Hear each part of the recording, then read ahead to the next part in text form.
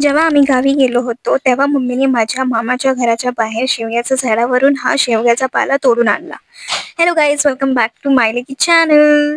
म्हणजे ताजा पाला, काय सांगायचं. मम्मी म्हणते ह्याची भाजी खूप छान लागते. घरी आणल्यावर एक एक पान नीट तोडून साफ करून घेतलं, कारण या पानावरती किडे असतात आणि ते पण हिरव्या रंगाचेच असतात, जसं पान असतं तसं.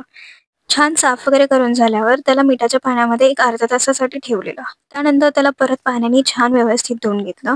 परत एकदा त्याला छान बॉईल करायला ठेवलं, गरम पाणी आणि मीठ टाकून. बॉईल म्हणजे तिला छानपैकी शिजवून घ्यायची. एक अर्धा तास तरी लागतो तिला शिजायला.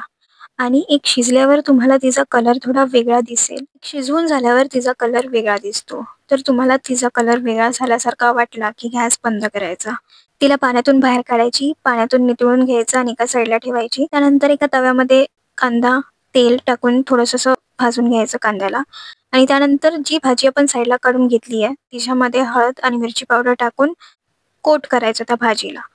कांदा भाजल्यासारखा झाला की त्या भाजीला त्याच्यामध्ये तव्यामध्ये टाकायचं. ते मम्मीने बाजूला मिरची फ्राय केली आहे, आपण जी वडापावसोबत खातो तशी फ्राय केली आहे.